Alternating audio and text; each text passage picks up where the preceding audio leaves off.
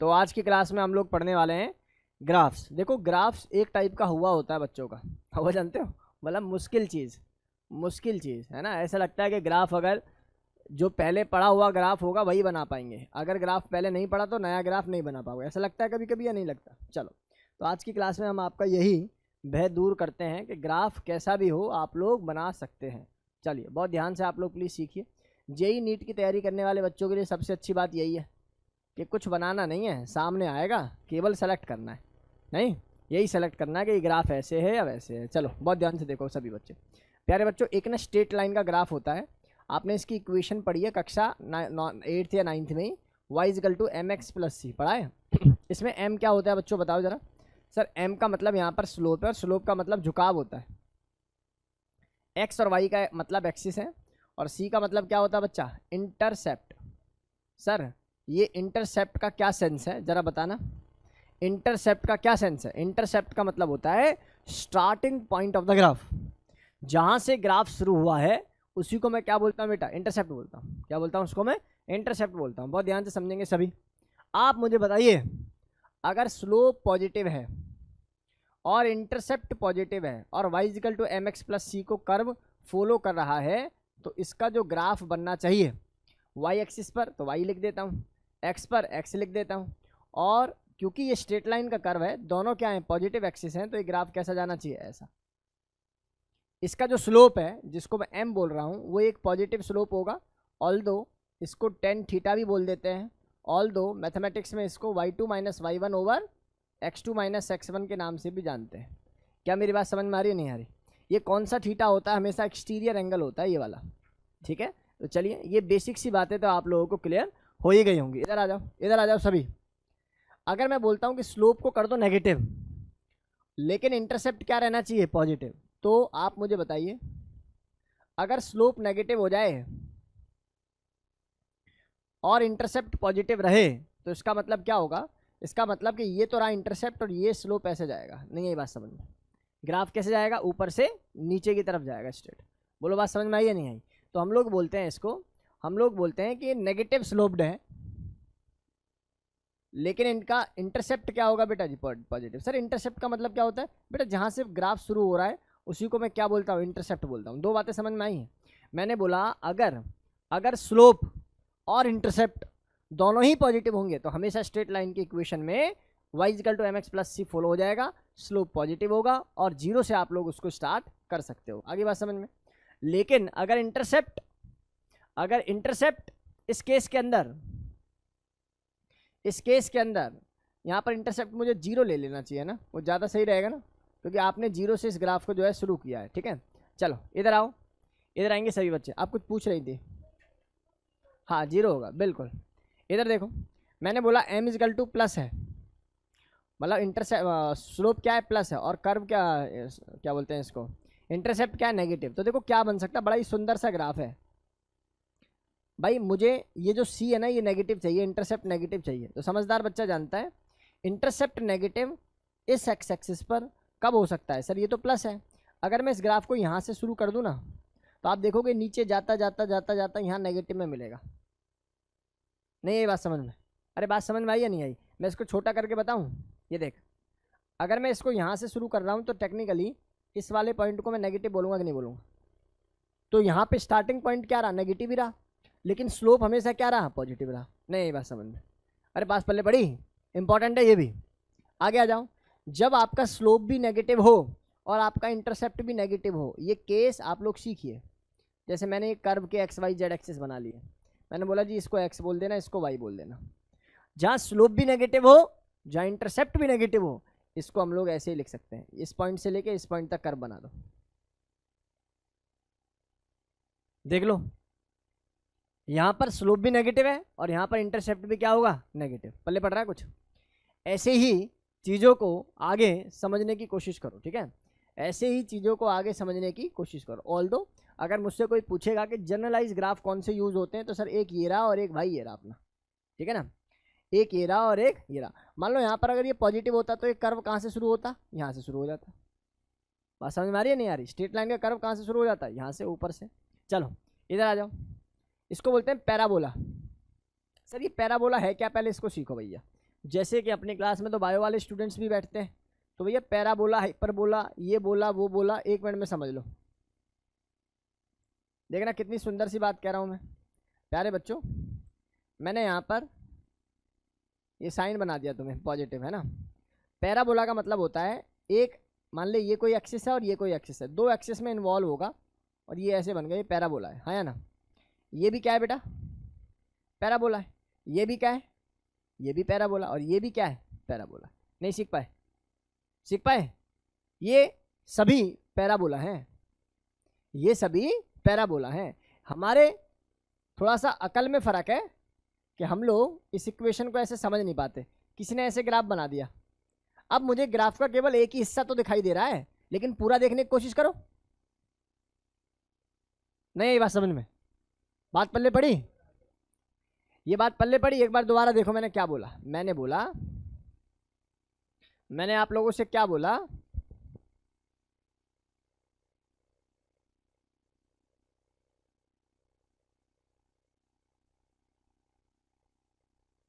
भाई इधर देखो जरा, इधर देखना बच्चा, इधर देखो। अब ये बात समझ में आ गई होगी मैं क्या कह रहा हूँ। मैं कह रहा हूँ देखो, ये मान लो ये 4 एक्सिस है तुम्हारी, ये वाली टर्म क्या बेटा, पैराबोला है। हमें एक्चुअल में ये दिखाई नहीं जाती, केवल ये कर्व दिखाई जाएगा तो समझ जाएंगे कि ये पैराबोलिक इक्वेशन है, राइट। अच्छा बहुत ध्यान से सुनो सुनो सुनो, एक टर्म और आती है हमारे पास, इसका नाम है हाइपरबोला या रेक्टेंगुलर हाइपरबोला। वो ऐसा होता है कि यहाँ से एक कट आ जाए, यहाँ से एक कट आ जाए, यहाँ से एक कट आ जाए, यहाँ से एक कट आ जाए। ठीक है मेरे भाई, चलो अभी चेक कर लेते हैं, चेक कर लेते हैं कितनी बातें आपके दिमाग में अभी आई होंगी। चलो तो सर पहली इक्वेशन आती है पैराबोला की, y is equal to k x square. बस आप थोड़ा सा समय दे दें मुझे, ठीक है। थोड़े से समय बाद आप देखेंगे इसका इतना बड़ा महत्व है कि किसी ग्राफ को रटने की आवश्यकता ही नहीं है। आप डायरेक्ट इक्वेशन को, ये आपके दिमाग में छप जाने वाली है और लगातार ग्राफ बनने वाले हैं। फिर मैंने बोला y equal to k x square है, तो भैया कैसा कर्व बनाओगे, थोड़ा फील करके देखोगे।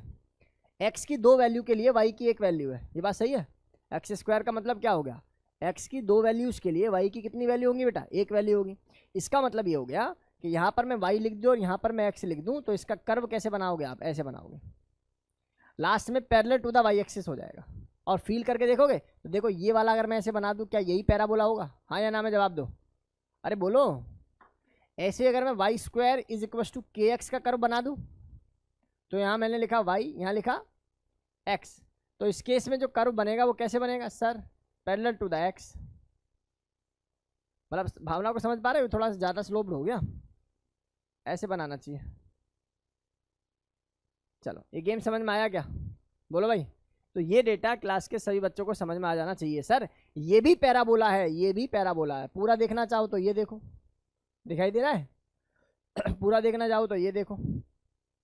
बोलो भाई क्या ये बात समझ में आई आपको, यहाँ तक कोई दुख दर्द है, पक्का। तो ये बेसिक सी बातें थी जो आपको पैराबोला में सीखनी। एक होता है रेक्टेंगुलर हाइपरबोला, रेक्टेंगुलर हाइपरबोला, इसमें क्या सीखना है आपको, अगर y इजकल टू के बाई एक्स का ग्राफ आपको प्लॉट करने के लिए आ जाए, ये y लिखना है, ये x लिखना है, ग्राफ को ऐसे प्लॉट कर देना, और ऐसे ही x की पावर n आ जाए, सेम ग्राफ, कोई अंतर नहीं है सर, कोई भी अंतर नहीं है, सेम ग्राफ ऐसा आ जाएगा।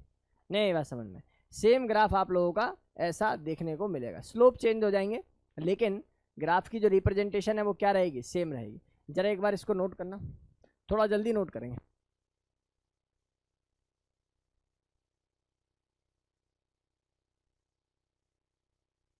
चलो नेक्स्ट आते हैं भाई। तो ये करो हमारे पास यहाँ पर क्लियर हो जाने चाहिए। अच्छा यहाँ तक कोई डाउट नहीं होना चाहिए, मैंने ये आपको केस पढ़ा दिया है। यहाँ प्लस होगा तो ये कर्व कहाँ से शुरू हो जाएगा, वाई एक्सिस को थोड़ा सा ले लेगा, ऊपर से शुरू हो जाएगा, राइट। आ जाइए इधर आइए, नेक्स्ट।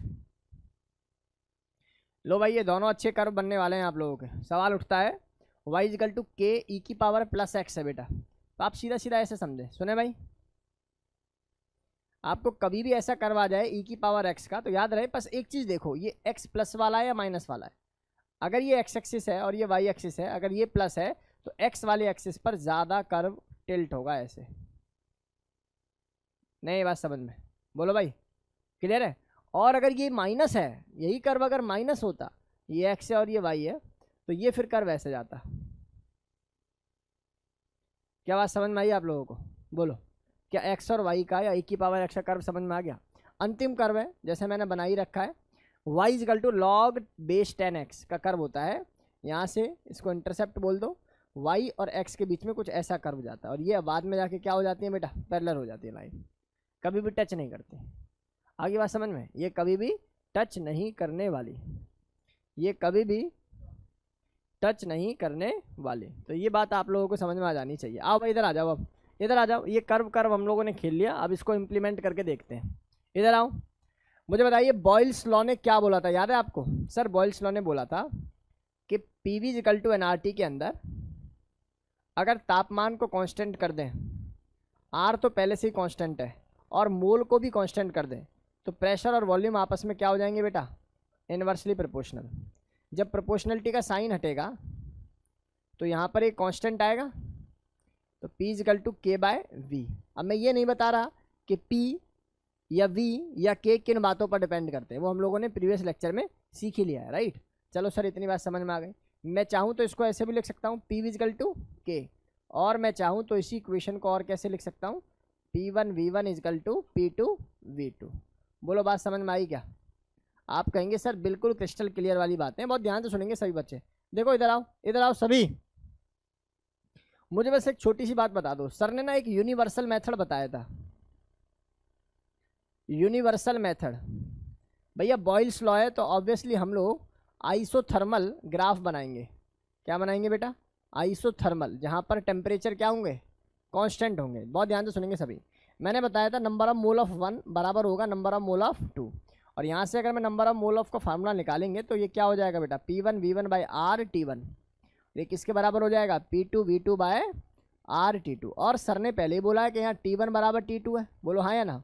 तो इसका मतलब ये वाली बात, ये वाली बात, ये वाली बात, ये वाली बात कैंसिल हो गई। तो क्या तुम्हारे पास फॉर्मूला फिर से वही आ गया जो ऊपर आया था। नहीं आई बात समझ में, आई या रह गई, आ गई। क्योंकि सर नंबर ऑफ मोल तो आपने ही कांस्टेंट करें। गैसियस लॉ के अंदर हम लोग बोलते हैं for a given mass of A gas, मतलब गैस का गिवन वेट क्या कर दिया, कांस्टेंट कर दिया। भैया मॉलिक्यूलर वेट तो इन सारी सब्सटेंसेस का क्या रहता है, कांस्टेंट ही रहता है। तो ये वाली बातें हमारी क्लास के बच्चों को समझ में आ गई होंगी। एक बार ऐसी नज़र भर लो इसको। चलो जी नेक्स्ट नेक्स्ट नेक्स्ट, इधर आइए भाई। सर इन केस में log base 10x if y is negative then value of x is same. हाँ ठीक है, आ देते हैं। ठीक है बेटा, अब ये ग्राफिकल कर्व आपको सिखाएंगे। इधर आइए, इधर आ जाइए। पहला सवाल आप लोगों को दिखाई दे रहा होगा, प्रेशर वर्सेस V। आप एक छोटी सी बात सर की याद करो। क्या सर आपने बताया था बॉयल्स लॉ में PV इक्वल टू कांस्टेंट होता है कि नहीं होता। तो क्या P बराबर K बाई V लिखा जा सकता है, बोलो हाँ या ना, कुछ तो बोलो।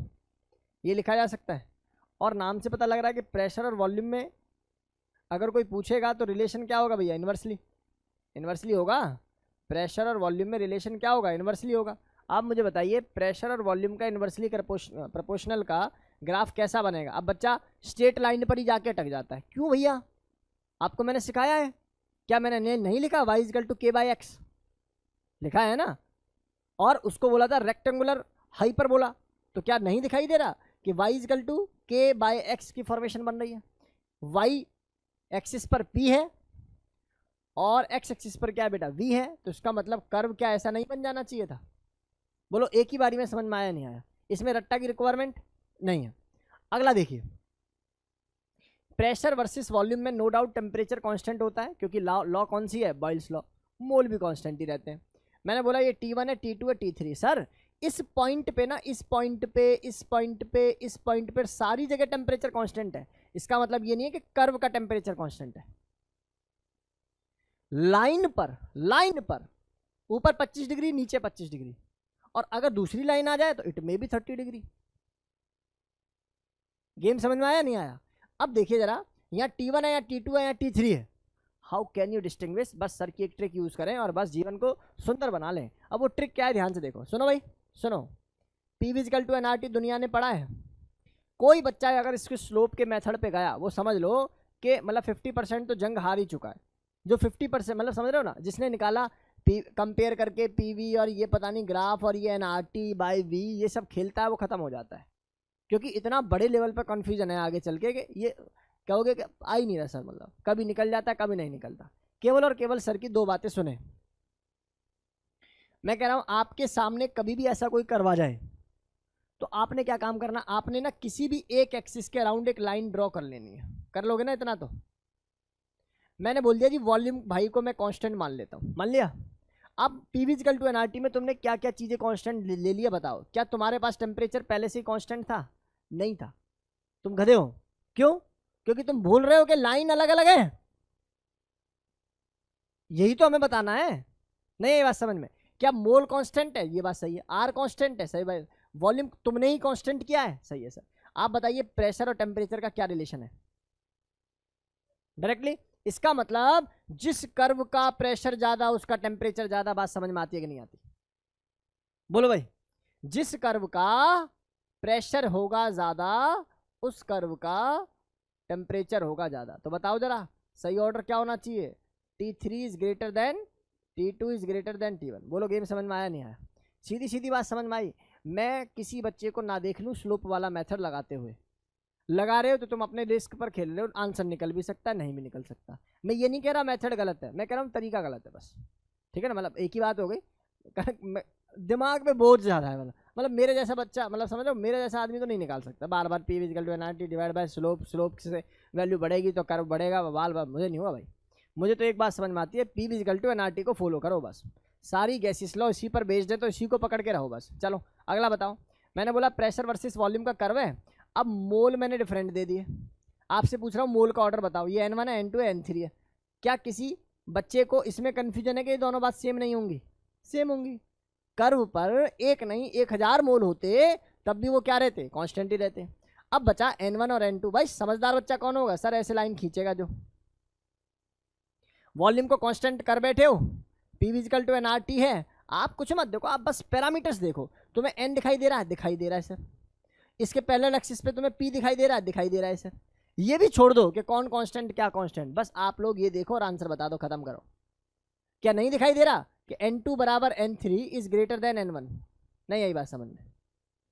कितने बच्चों को बात समझ में आ गई? हाथ खड़ा कर लो जल्दी से भाई। ऑनलाइन वाले स्टूडेंट्स भी, कितने बच्चों को ये गेम समझ में आ गया सर का? बिल्कुल बात समझ में आ गई। क्या करना होता है आपने अच्छा सर एक बात बताऊं, आप थोड़ा चालाकी कर रहे हो। आप इस वाले को नहीं मान रहे, पैरेलल करके देख लो। इसे भी कर लो यार, कर लो। यहाँ देखोगे तो वॉल्यूम क्या आ रहा है बेटा? इसका कम, इसका वॉल्यूम क्या आ रहा है? ज़्यादा। देख वॉल्यूम और मोल का रिलेशन। नहीं फील हुई बात?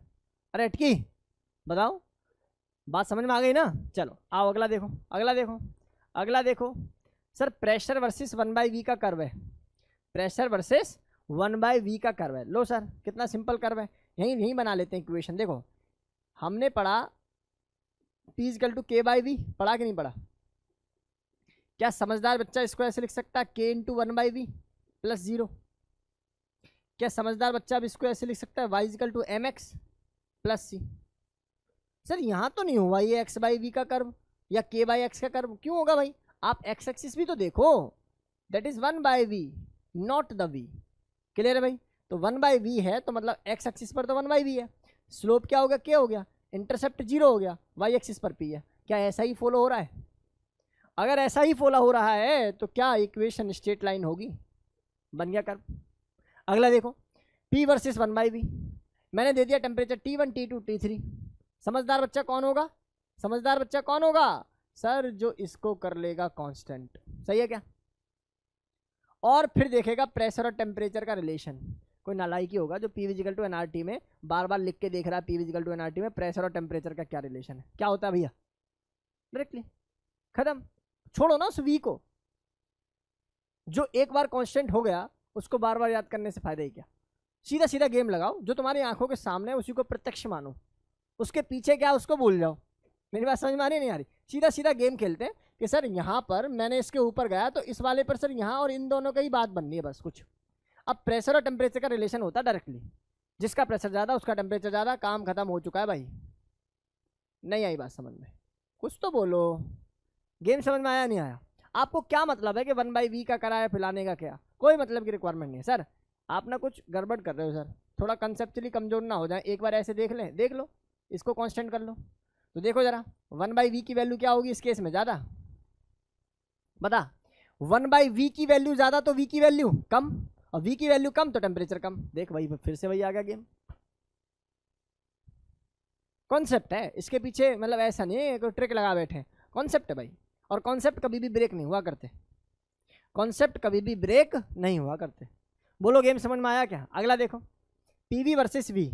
देखो भाई पहले सुन लो, एक्स एक्सिस और वाई एक्सिस में अगर एक्स वाला वाई कंपोनेंट में भी आ जाए या वाई वाला एक्स कंपोनेंट में भी आ जाए तो ग्राफ हमेशा पैरेलल टू वो एक्सिस जो कि उसमें आया है।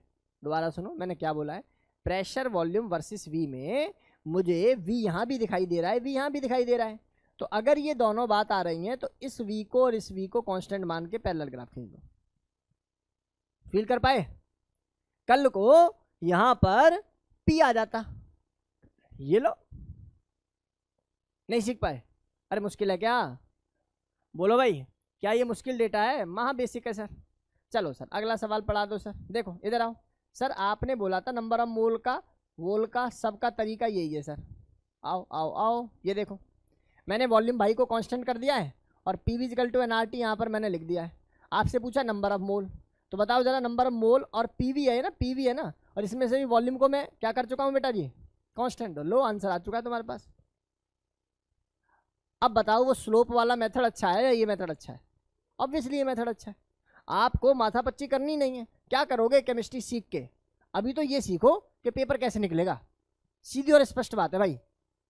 अभी मैं तुमसे कहूँ कि भाई मैंने नेट जेआरएफ में अभी रैंक जो है आने वाली है या आएगी, मैं वो कंटेंट क्लेडन का तो मैं इसमें पढ़ाने लगूँ, बालन बाहर का कंटेंट पढ़ाने लग, क्या फ़ायदा होगा उससे? कोई फ़ायदा नहीं है। जीवन बहुत बड़ा है, आराम से केमिस्ट्री सीखो। अभी के लिए पेपर का सीखो बस, कि पेपर कैसे सॉल्व हो। जैसे जैसे भारत की पॉपुलेशन बढ़ रही है, चुपचाप से पेपर वेपर निकाल के कुछ अच्छी जगह पहुंच जाओ, वरना हालत ख़राब है। दिन दूनी रात चौगनी उन्नति कर रहे हैं हम लोग जनसंख्या में, ठीक है। चलो फिलहाल के लिए इसको जल्दी से नोट करो।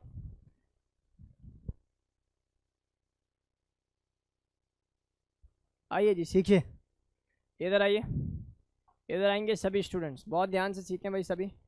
इधर आओ, अगली कहानी बहुत ही सुंदर सी कहानी है, बहुत ध्यान से सुनेंगे सभी। किसी ने पूछा 1/v p/v वर्सेस 1/v के बीच में कर्व बना दो। इंपॉर्टेंट है, इंपॉर्टेंट है, बहुत ध्यान से सुनेंगे सभी बच्चे। इधर आओ सभी, इधर आइए भैया। इसका कर्व ऐसे बनाते हैं, सुनो।